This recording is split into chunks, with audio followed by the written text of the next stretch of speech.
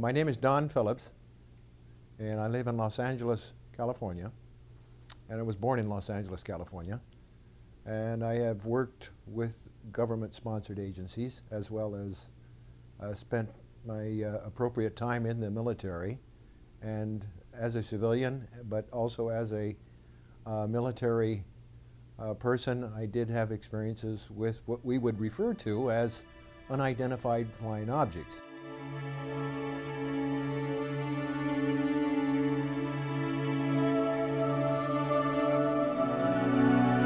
Let's go to a time frame about 19 or 20. I started to work for, I entered college after high school, but I also went to work for Lockheed Aircraft Corporation.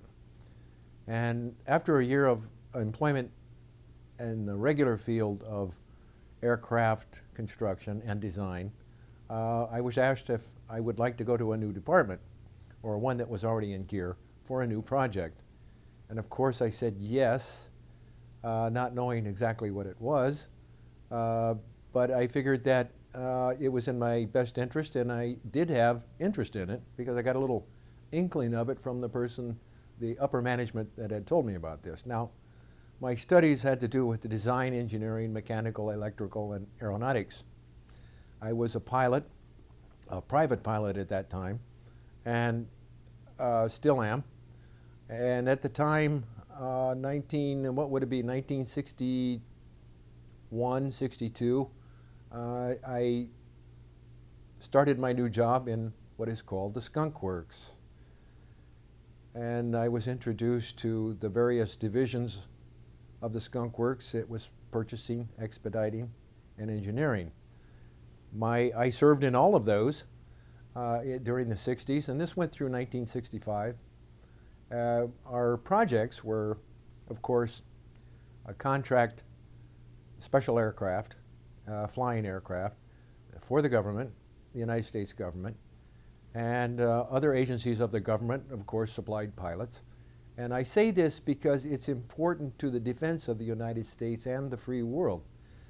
Free world means those that believe in the opportunities for all humankind. The projects that I worked on were ongoing, and when I left the employment of the Skunk Works to go into the military, I felt that this is something I wanted to come back to after serving my country.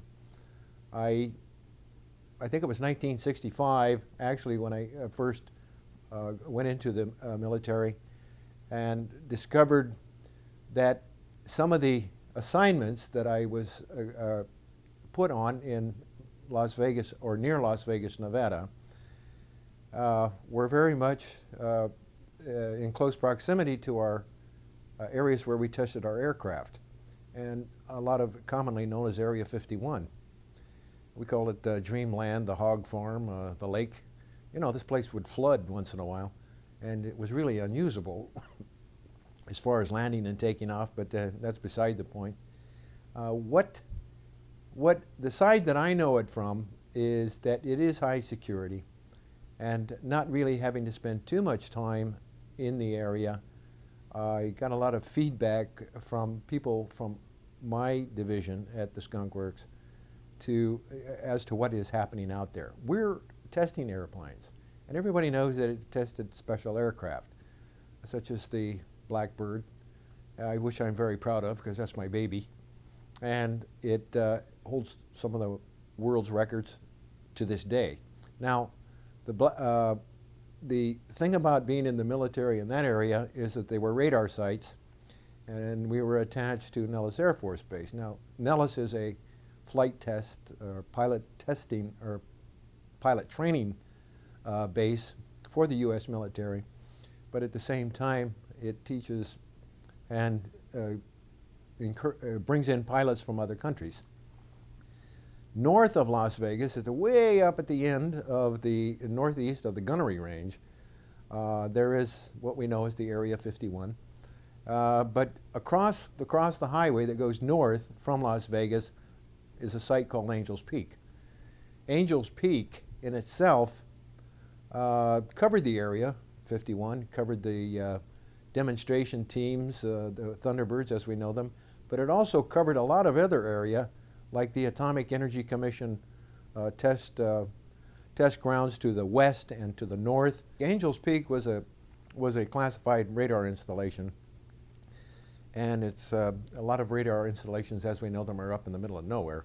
This one had a nice setting because it was east of Mount Charleston. So we would monitor the aircraft coming from Las Vegas into Area 51 or whatever passed by, and it was whatever passed by that became most interesting one night in I would say 1966 to 67, somewhere in that area.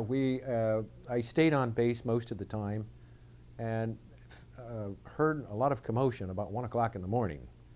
And being that it was the summertime, I thought, well, you know, it must be very warm. We were at 8,000 feet. The radar domes were at 10,500 approximately. And I decided to get up, and I said, wow, it sure is loud. The sound carries a long ways on these days. So I went out, walked up to the main road and up near my office, which has a short distance to the chow hall. And I thought maybe it was time for the crews to come down for dinner, but it was another hour. When I got to the area where the fellows were standing, there was a group of about 5 people, and they were looking up in the air, and I looked up in the air and saw these objects, lighted objects, moving at tremendous speeds. It's like what we would know as special effects today, and it was in the area slightly to the north and northwest of Mount Charleston. And Mount Charleston, by the way, is over, I think, just about 13,000 feet. So all of a sudden I says, wow, what an aerial show. I didn't think too much of it because it's not something that surprised me that they were doing these kind of acute maneuvers. But right at that instant, when I saw these things making acute angles and traveling, maybe I would estimate 3,000 to 4,000 miles per hour, and then immediately making a acute turn, I knew that they weren't ours. And I had a special background with the Skunk Works, Lockheed Aircraft, Advanced Development and Engineering, that said, these are not ours. And having been a pilot, I'm thinking, what kind of forces these, if there were people in these craft, what kind of forces their bodies are taking? Then I said, well, these have to be guided by some type of intelligent pilot, if you will, and being a pilot. And I thought, wow, how long will this go on? So it went on, apparently, from my point of view, for about another 90 seconds. And then all of a sudden they seemed to group from what would be hundreds of miles in the sky to the east, or to the west, and they came into a circle, rotated in a circle, and then disappeared.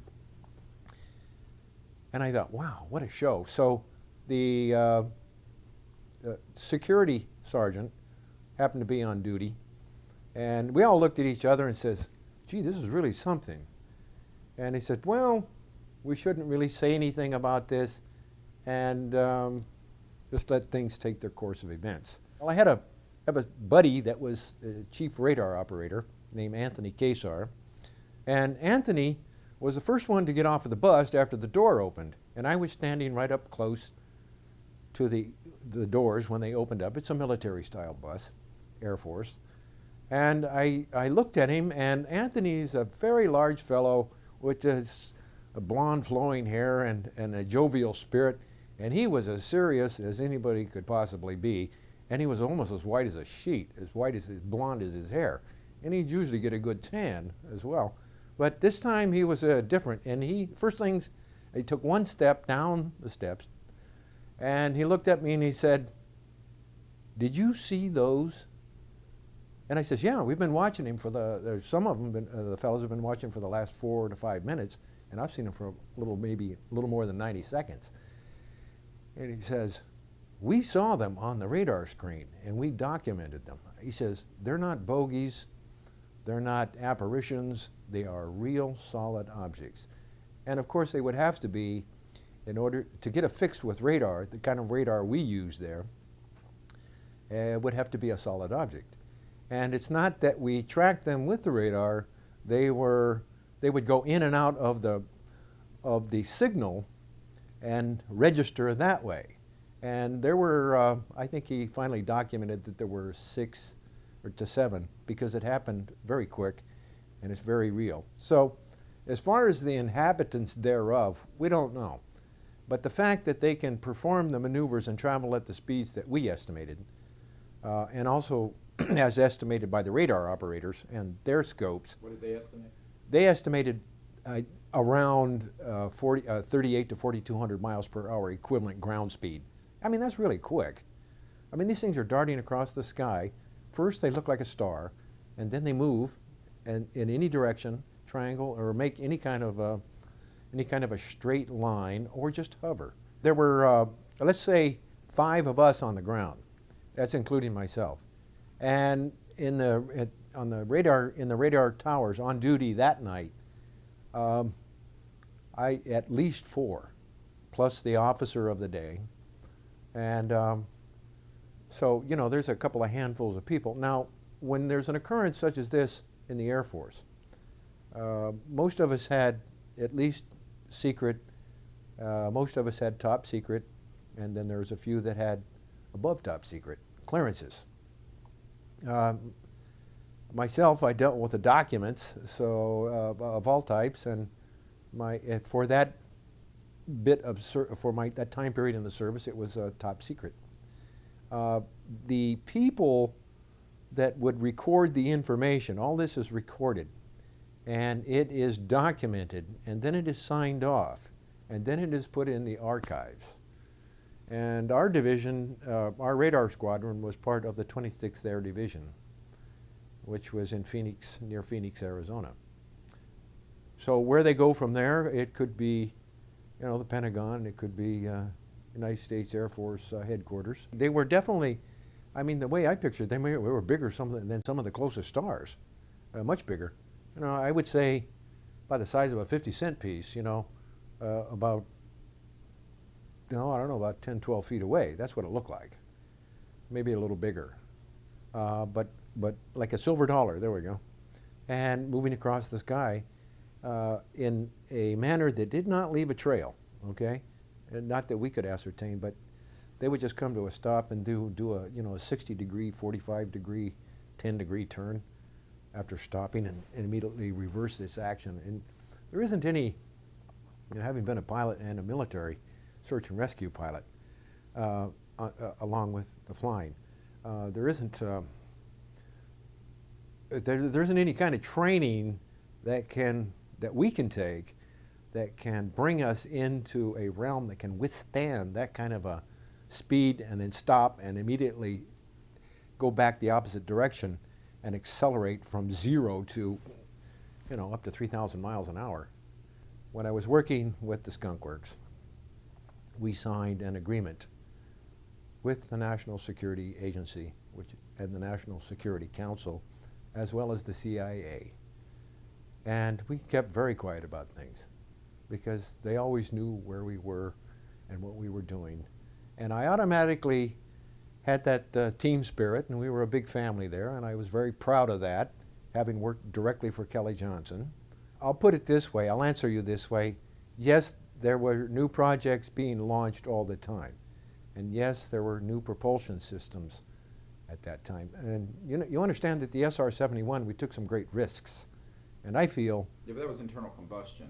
Well, not, yeah, it was, but it was very advanced. And some of the technologies that we learned, I was asked a question by a fellow businessman several years ago, 1997.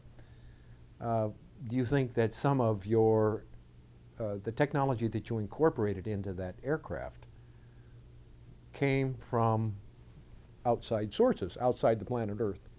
And I says, it's very possible. But I says, you have to remember, we came up with some, we still have to make it work here on planet Earth. And yes, there's a good chance, but that, nevertheless, everything worked quite well. And the propulsion system that you're asking about, I heard that there were, but the left hand never knew what the right hand was doing, and for good reason. Again, they didn't want us asking questions. They wanted to stay focused on the projects that we were working on. I came in at the tail end of the U-2 project, that still continues, their use of that type of aircraft. And went all the way through. The first 4 models that I had to do with design and the construction and the eventual flight test were not the first military models. We have another Air Force in this United States that works on contract, and I won't identify that name. And Dr. Greer, if you have to edit this out, would you please do so? It's of the last, it's a 3-letter agency, and I feel that they worked with contract pilots, very good pilots. So our first 4 models were for them. They were very special models. And then came the SR-71, otherwise known popularly as the Blackbird. So the propulsion systems, yes, there were new ones being developed. From what I learned over a period of years, anti-gravitational, actually using the force that is generated by naturally by the planet Earth, is to repel off of it. There was research going on with that, maybe by consultants to the Skunk Works. We know, we can safely say that yes, there were some captured craft from 1945 or 47, was it? In Roswell, New Mexico, and yeah, they were real. And yes, we really did get some technology from them. And yes, we really did put it to work. And we can thank people in the United States Army to have the foresight to put these into industry for the benefit of the people of the world. I know this to be a fact. We put it to use, but it took us a long time to figure out what it was, and then figure out how we can use it, and then what to use it for. And are those products useful for humanity? It wasn't until actually later on in the 80s and 90s, this recent, when I founded a company called Light City Technologies. It was a technology development corporation of a secret nature. We work with data signals, avionics, computer,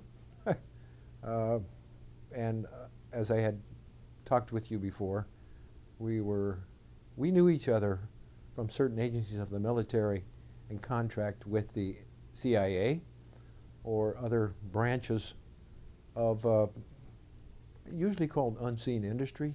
I would say that's a good term. We can term it black, deep black, or hidden. And okay, that might be okay for the popular, but having participated in it, and we still do once in a while, on contract, because we might get something useful that can save lives and save money as well for everybody, not just this country. The question that there is some people call them advanced races.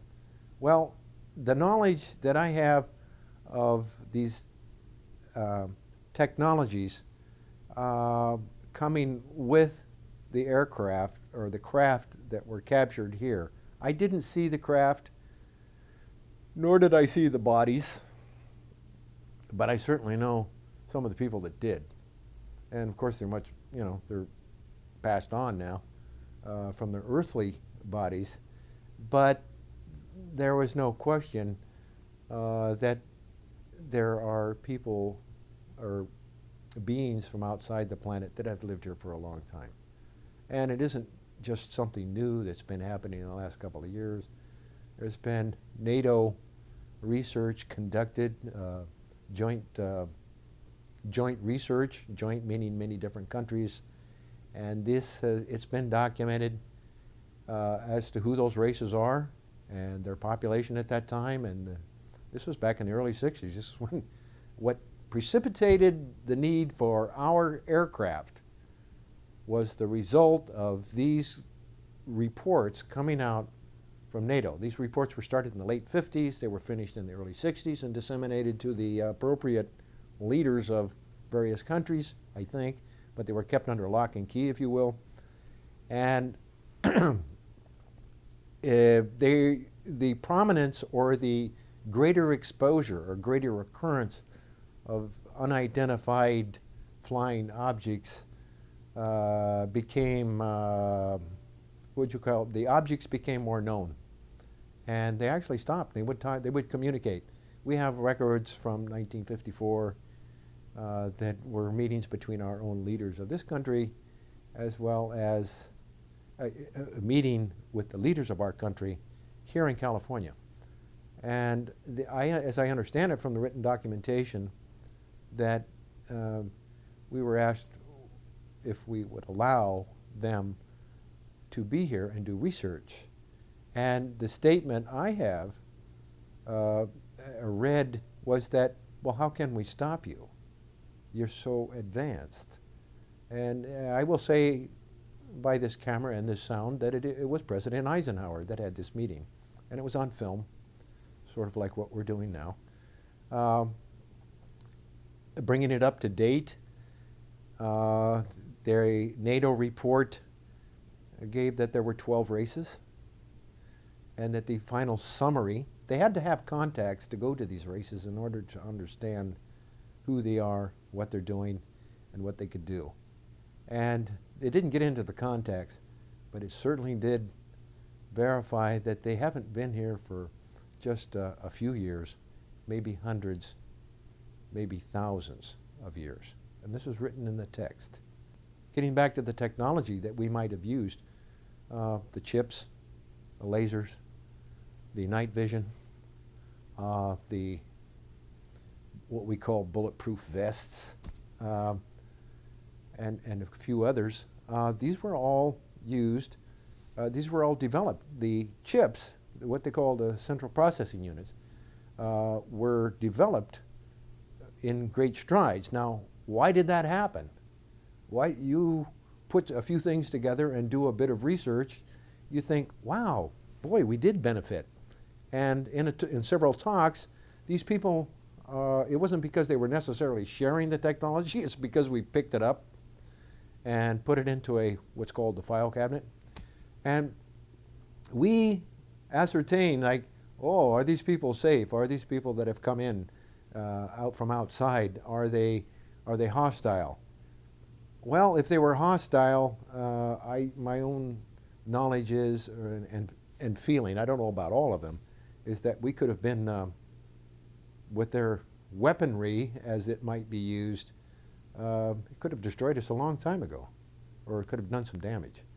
You think then that you listed all these devices, do you think those came from studying extraterrestrial devices? Yes, some have no doubt. They came from the Roswell events. I know that some of the technologies that came out of the Roswell incident, the technologies meaning that which came with the extraterrestrial craft. And the reason they crash is they are, their guidance mechanism was interrupted by our radar or by some equipment that we have. I mean, it was quite by accident, I think. I don't know about that part of it, but even more validating for me was that one of our contract scientists for our private concern, Light City Technologies Incorporated, he worked with them. He worked with a couple of those technologies while he was with a very prominent intelligence agency of the United States government. So that was good enough for me, because this... What did you learn from that? What I learned from that, I thought anything's possible. You need something, let's build it. You know, and it isn't. Everything has a physical shape in this dimension, or a tangibility. The ideas, everything starts out with an idea. It had to start out with an idea for these visitors to planet Earth, and maybe they had color-coded what we would call fiber optics today that could bend light and that could guide light to one data location to another data location. Well, guess what? We've been talking about it for 6 years. We have that type of technology now. The one person that I've talked to only outside of the military or the government level that would otherwise keep this out of the public view is Dr. Greer. And the reason for that is because he makes it the professional approach, which is more in line with the way we were in the military. Yes, the lenses, Actually, what we would call the eyeball coverings that allowed the inhabitants or the people inside the craft that made the journey across space, allowed them to see in the minimal light that we know is now present during space travel. And we know that from our own astronauts as well as astronauts of other countries. These lenses magnified light, but also brought in a certain type of clarity. And my reason for mentioning this was that it was Earth doctors and specialists and interested in what's beyond all this, beyond the physical world, that got them into the removal of these lenses. I think there's a lot of this has been well documented by Colonel Corso. I'm sure you're familiar. Maybe you know him. You know, who was there with him? Well, there were a lot of people there with him. But a lot of the things that are said in the book or documented in the book by the How for Corso, I can verify, corroborated by the people that I have worked with and do work with now. So I can say that what I know about it is very true. The pathway that it took, that's another story.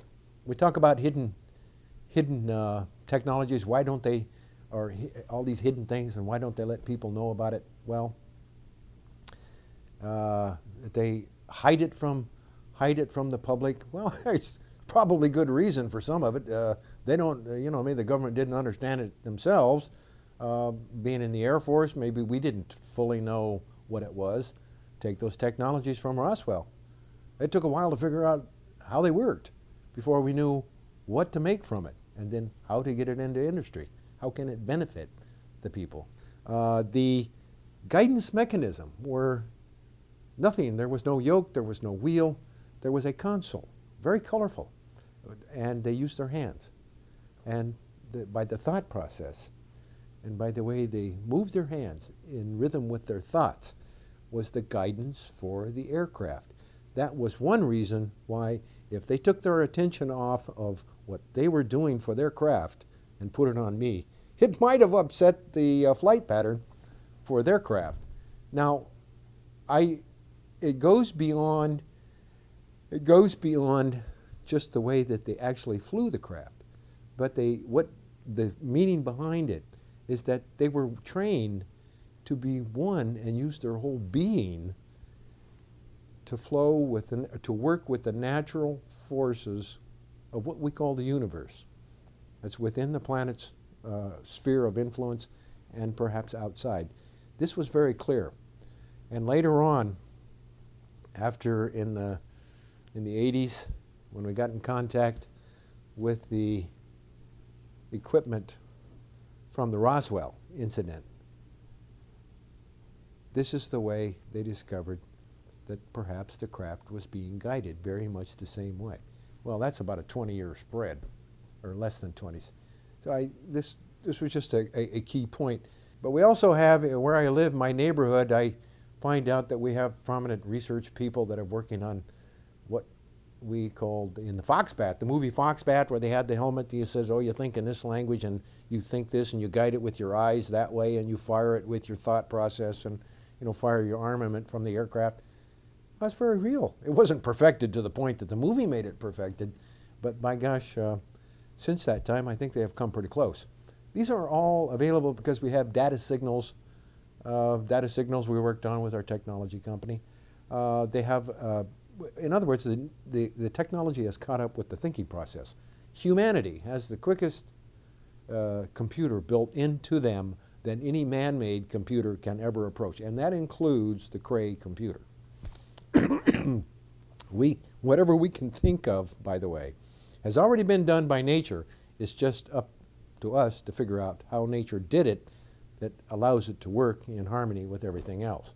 But the fact of the matter is, when we all come together, if we were to sit down to dinner, we would say, oh, we're from this country and that city and that city. Well, it isn't any different If we're in planet Earth, somebody else might come from a different location, long ways away, but we all sit down and share knowledge, maybe perhaps share food. This is the way it really happens. The sensationalism that reporters and newspapers and writers put forth, it doesn't do the public any good. It feeds the desire for sensationalism in people. We naturally have a curiosity, but it can be fed with fact and truth, or it can be fed with sensationalism and half-truth, or no truth at all. How I came to learn of that NATO report, the research report about, the impetus for doing the report in the first place is because during that time period, late 50s, 60s, the Cold War was beginning, and there were ships, flying craft, intruding upon the Russian space, or shall we say the communist space. And then there was flying craft intruding upon our space, and we each was blaming the other, and in doing so, we were ready to push buttons, and we came very close to pushing the buttons that would annihilate perhaps both sides, especially in the war zone, or in that close proximity zone. And before the buttons were pushed, there was a secondary type of control where we call it human reason. It's something that machines can't do. And we thought, wait a minute, we can think very quickly. This is what I mean about computers, the humans having the quickest minds in computers, faster than the Cray. They assessed the situation and said, wait a minute, it's happening to both sides. Something is unusual here. Maybe we should do some research and then do a report, because we still have the weapons, we can still push the buttons, and thus the report. That was the reason for the report. It was because of the unidentified craft encroaching on one another's airspace. It turned out it was both same unidentified craft. And so it led to some very interesting information about civilization, how it occurred here on planet Earth, that these races have been present for a long time, and perhaps they're referred to as some of the wise ones that we know about that helped educate and help train people here. Having been employed working for the CIA and being trained as an observer, there was when you observe something and you follow the pathway, you follow it back to its source. And then you go back further for the reason. Then you get to the crux of the matter, why something may have happened. But then we ascertain why it happened. And I was studying some information, following the pathway on some information that had to do with NASA, that had to do with extraterrestrial visitation, and how real was it. Didn't matter about the sensationalism of it. That's how I came to know of the NATO report. But it was also through the military channels. I had to make some phone calls, and I did. And it was very nice to knock the dust off of those, because we can all say, wow, see where it's progressed since then, if we were willing to talk about it.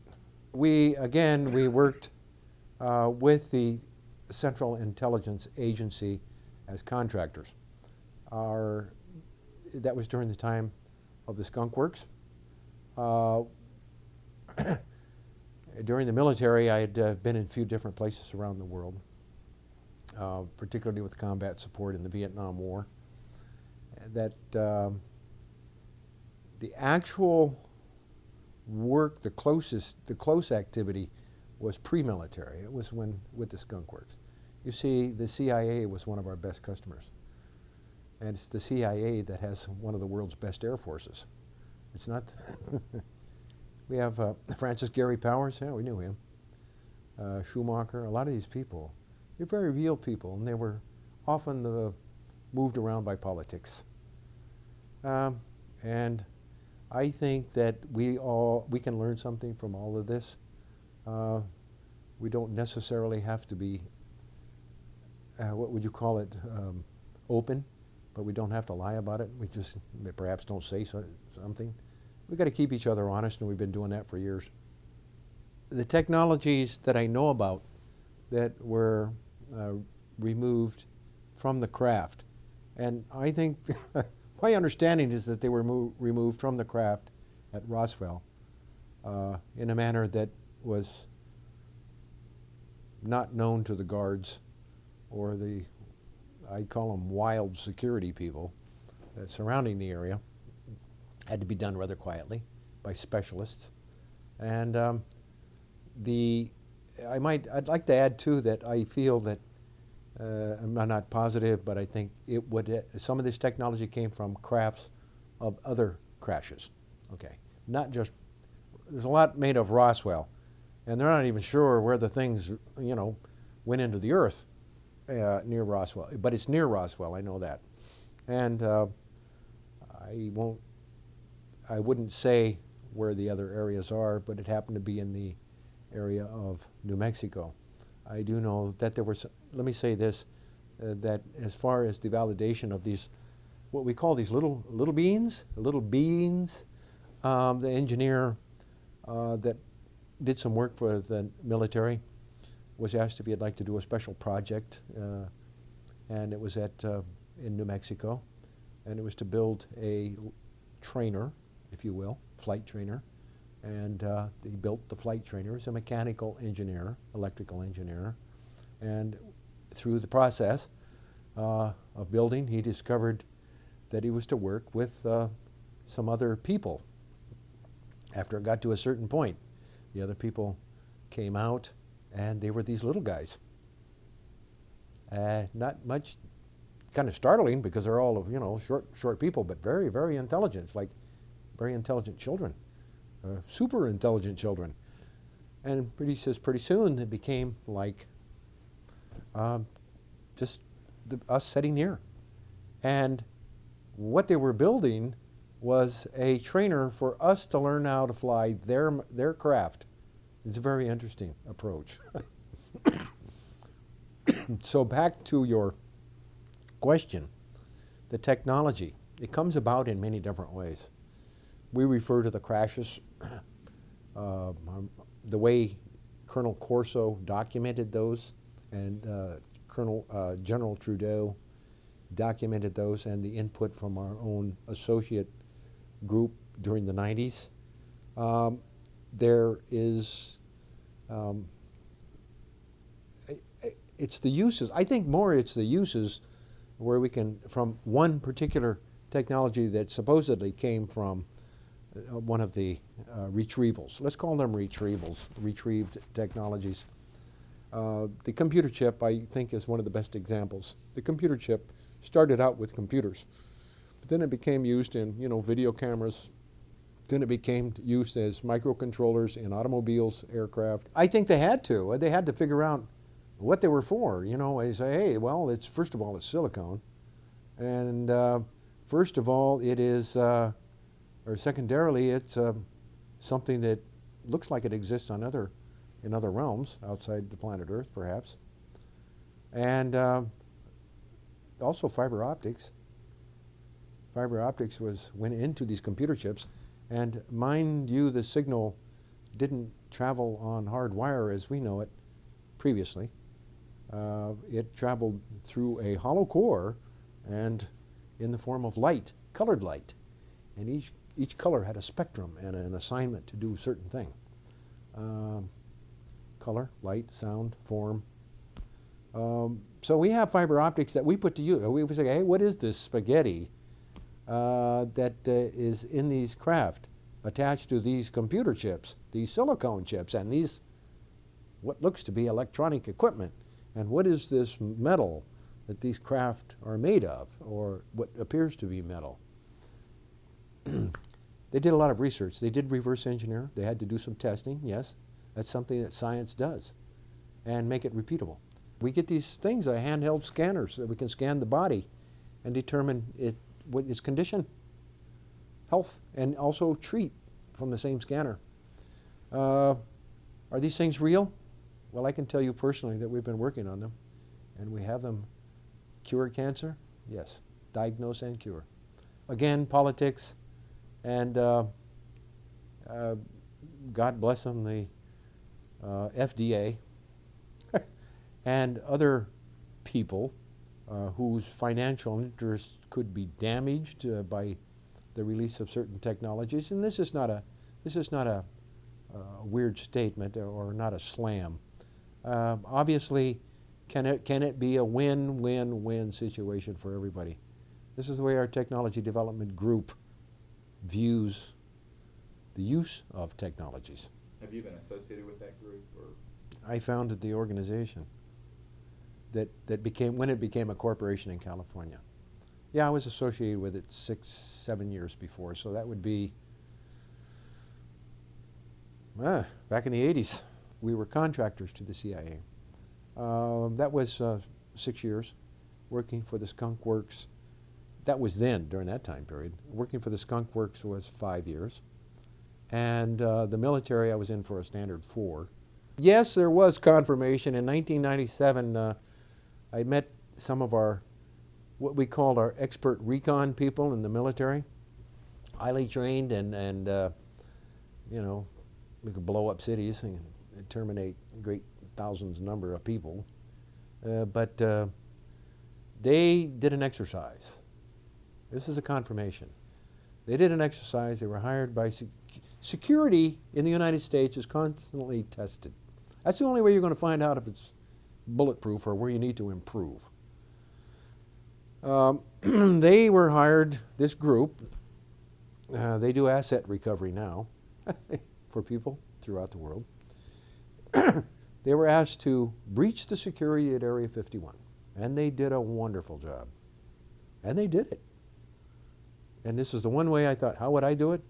Well, by gosh, this is the way they'd do it. And they went through and they disassembled piece by piece. And, you know, they could take out the pieces piece by piece and it would send a signal, an alert, and they could hide. These guys were experts. They were expert recon people from the military. And they still practice some of their techniques just because it could stay in shape. What did they find? What did they find was that there were many areas at Area 51, and security is as crazy as ever there. You know, that says something for the security forces. And they're a little bit nutty because I think they're too far out away from humanity most of the time. And that's a personal opinion. It's not a reflection on the management. The idea that there is craft being worked on is not just an idea. Yes, there was craft there. I've talked to others that have worked on it. There's different levels there. What you see on the surface is not representative of all of the research areas that are there. But where they're actually located, if I were to, you ask me, can you take me there? No, I couldn't do that. I could take you where the hangars are and where the airfields are, the landing. I know there were 2 prominent people that, to this day, I still know, that founded what we call Area 51. They're 2 friends. I had no idea. It wasn't until 1995 and 96 that we were talking about all this, swapping stories, if you will, that they told me that they looked at me and said, do you know who it was who actually went out there for Kelly Johnson? And they named the names. I'd like to keep those quiet for now. Okay, that's fine. Because they still related to, I mean, they're still involved. for the benefit of their families. Mm-hmm. Yeah. Well, they're retired, but they're still involved in, just by contract. DuPont, oh God, IBM, what is now, I think, Western Digital. Well, I've had business dealings with EG&G. They make products for us. They have made products for our corporation, our private sector corporation. They're a contractor. Quite good. They were responsible for the safe delivery and return of personnel to various work locations. But that isn't it. I mean, that's just a small amount of their work. He says, they're here, right over there And look at the size of those ships. And it's obvious they don't like us being here. And what he went on to describe was like a lineup of military planes, only here's these craft and their people observing him, and he's observing them. Neil Armstrong. And he said, they don't want us to be here. You have an audio tape of that? No, I have the written communication. The written communication. There were 3 caves. And this is where in Utah? And somewhere in the Wasatch Mountains. I was trying to line up to take a device, you know, this recording device like this, and do research. They did. They eventually did. The guardians of the caves and the territory have been in the hands of the Native American in that area for hundreds and hundreds and maybe thousands of years. They are taught, they are visited quite often, as they said. These people are not, fringe, what I call fringe thinking. They're very solid. They believe in the Great Spirit, a very solid practice of treating one another here correctly, how you'd want to be treated. The caretakers, as they're called, are visited by these extraterrestrials. But there's some big graves up there with people 7 feet and over. Blonde-haired, red-haired, light-skinned, fairly well preserved. I mean, you know, where do they come from? I don't mean there's just one out of many. Have you seen these, or did you go? I've seen pictures of them. Really? Yeah, I saw it. They brought back still pictures. Not only did they do video, they brought back still pictures. So how they opened up these caves, they look just like mountains. I don't know, who knows? I don't know, but they got in there. Yeah, there's technology, weapons or things that can heal. There's spacecraft, so I'm told. But this travel stone came out of one of them where ancient records are kept. And yeah, it's ancient language. It's a root race language.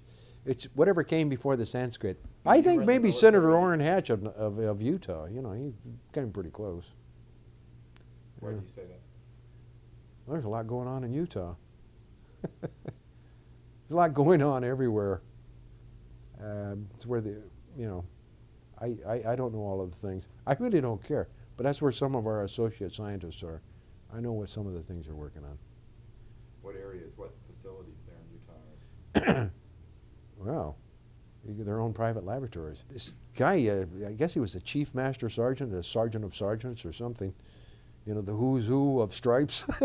He came into the office one day and he said, I was on the commander's staff. And when becoming an officer, I'm still on the commander's staff. Comes in and he looks at me, and I really liked the guy because he had the depth of his spirit, you know, besides being a good military man. And I said, he looked at me, he says, you work for Kelly. And I knew where the records were. Because we don't exist, and we never worked there, and the project never existed. And our conversations, this conversation never happened tonight. That kind of thing. But when he says, you worked for Kelly, that was a way of saying, we've looked at your records. Do you want to complete your degree? Yes. Barry Goldwater was my sponsor. He was the commander's close buddy. But we knew him as General Goldwater. I'm very proud of that. And I served it well. Do you know if Kelly Johnson knew of the UFO and ET issue at all? Oh, yeah. I would say he did. But he was focused on developing a job. There were 5 people in the world of his caliber. And there were 3 of them, 3 of that caliber in the United States. One was Kelly Johnson. The other one was Jack Northrop, who lived in my neighborhood. Kelly Johnson lived in our neighborhood. I mean, he lived across the Verdugo Valley. He overlooked the... he looked like a chipmunk to me, the greatest chipmunk in the world. They call him the chipmunk. In fact, the skunk, that's where the skunk, you know, sort of like a chipmunk. That was our symbol. So all of these things are tied together in some way, linked, but not necessarily everybody knowing each other, but were they all headed in the same direction? You know, we assume they were, but the right hand and the left hand and our levels of engineering, yeah, we knew what we were working on and what the probabilities were springing from it and future development, but where they ultimately were led, where it led and what would spring from that, how it was used. I learned one thing from an associate scientist, development scientist, somebody whom I have the highest respect, who was with the CIA. He says, the first thing we want to determine is who's turning the wheels on any project. He says, that's when we decide. This is what I did when I was with the CIA, he said. This is what I analyzed before I said yes on taking on a project. You see, who's turning the wheels? What's the motivation? Why is it being done? I asked, after we first talked, I analyzed, why is Dr. Stephen Greer doing this? I've done my research, some of it, or maybe a lot of it. And I've watched the happening. And you've been very dedicated to what you're doing and professional. And that's why I'm here tonight. That's why I'm speaking with you. Thank you. I'm glad you're here. And we still have those contacts around the world that can verify a lot of things. We all have our agreements that we signed, and they're still, to be honored. Right. However, there isn't any reason why certain information can't be shared when it's for the benefit of humanity. One of the premises for founding this technology corporation that I did in 1998 was to bring forth these technologies that can help get rid of the toxics, that can clean the air, that help get rid of the need for so much fossil fuel, or help it become more efficient, that can help humanity in the form of education, that helps clean up pollution. I already said that in various forms. Yes, it is time. And I can tell you personally that it's already started. And I can prove what we have come up with. We can prove. Are these energy generation systems, or can you speak about them? The energy generation systems that the associates have brought forth deal with using natural energies from planet Earth. And there is a natural harmonics of the planet. It's already been proven. One of our own Air Force research members, I think out of Wright-Patterson, or Dayton, Ohio, pardon me, mapped the energy system of the planet Earth. They've also discovered that there are craft underneath that sand. Flying craft. I've never seen them, I don't know. NASA itself got involved in spending $10 million of our taxpayer money to go in and get a certain thing that's only written about in mythology and history. Go back, bring it out and try to duplicate it. Okay? This I know to be true. But when I turned around, looked right into the eyes of this little creature. And you're seeing it, but everything's being pulled from your mind. Pains you felt, you feel that, and it's like a buzzsaw going off on your head. He was reading my whole life.